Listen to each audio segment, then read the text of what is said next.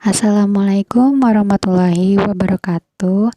Saya akan membahas tentang materi Toharoh. Materi ini diajukan untuk memenuhi tugas mata kuliah Syariah Islamiyah dosen pengapu Dr. Amir Mahrudin MPDI. Disusun oleh nama Helda Febrasari, NIM C2011043, kelas Manajemen A. Fakultas Ekonomi Program Studi Manajemen Universitas Juanda Bogor, tahun akademik 2020-2021.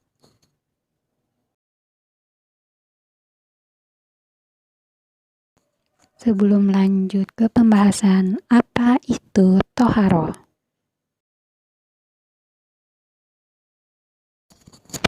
Pengertian Toharoh secara bahasa adalah an-nadafatu yang artinya bersih atau suci. Sedangkan menurut istilah, Toharoh adalah membersihkan diri, pakaian, dan tempat dari najis dan hadas, sehingga seseorang diperbolehkan beribadah yang ditentukan harus dalam keadaan suci. Bersuci dari hadas dapat dilakukan dengan berwudu untuk hadas kecil atau mandi hadas besar, dan tayamun bila dalam keadaan terpaksa. B. Hukum Toharoh.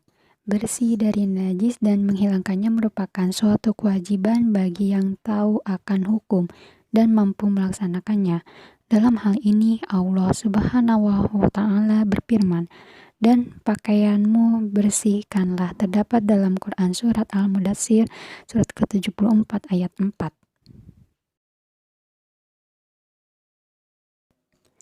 C. Syarat-syarat wajib Toharoh. Dalam melakukan taharoh atau bersuci seperti wudhu dan mandi, harus memenuhi tata cara atau rukun-rukun yang telah disampaikan pada pasal sebelumnya. Selain itu, bersuci juga memiliki beberapa syarat yang harus dipenuhi, yaitu 1. Islam, 2. Tamyiz, 3. Tidak ada perkara yang menghalangi sampainya air ke anggota yang dibasuh seperti lilin, minyak yang menggumpal, cat, tinta, dan sebagainya. 4. Menggunakan air yang suci dan mensucikan.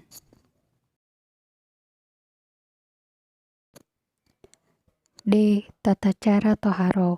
Tata cara Toharoh dibedakan menjadi beberapa jenis sesuai dengan kadar hadas dan najisnya.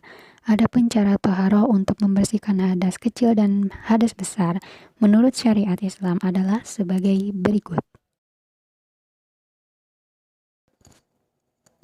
1. Mandi wajib. Mandi wajib adalah salah satu bentuk toharoh yang dilakukan untuk menghilangkan hadas besar, seperti haid, nifas, dan keluarnya sperma. Mandi wajib dilakukan dengan mengalirkan air ke seluruh tubuh dari ujung kepala hingga kaki. Adapun niat mandi wajib.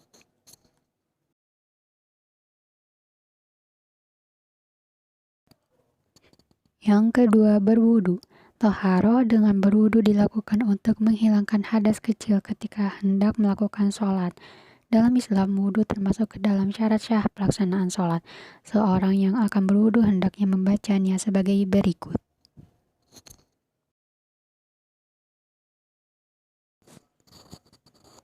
3. Tayamum. Toharoh tayamum merupakan cara bersih untuk menggantikan mandi dan wudhu apabila tidak menemukan. Syarat tayamum adalah menggunakan tanah yang suci dan tidak tercampur benda lain. Tayamum diawali dengan niat berikut.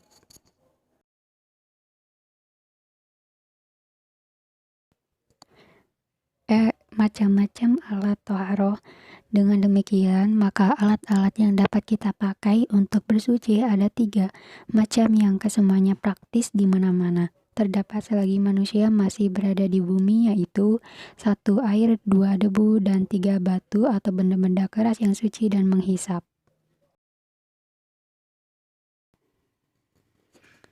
Pembagian air toharoh.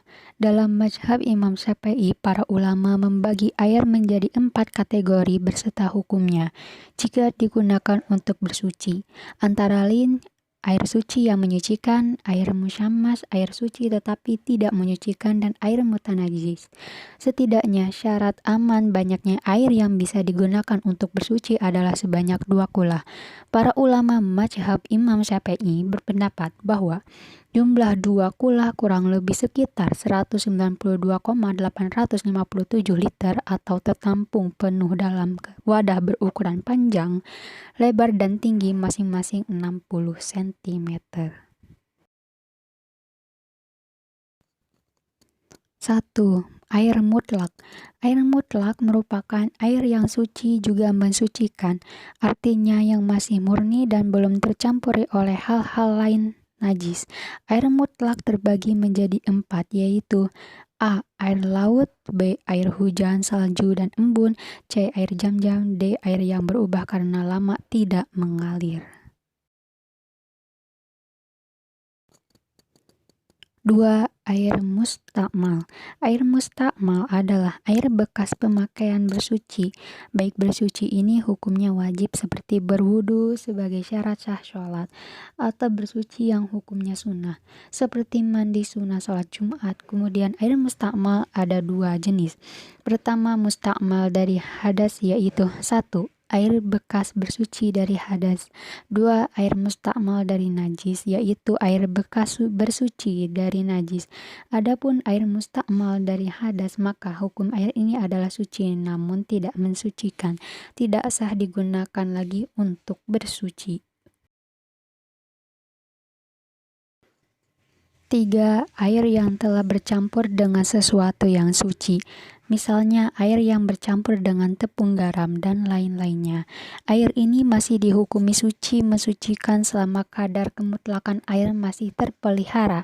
Adapun jika kadar kemutlakan air tersebut sudah tidak bisa terjaga sehingga merubah salah satu sifat air, maka hukum air tersebut adalah suci, tetapi tidak dapat digunakan untuk mensucikan sesuatu yang lain.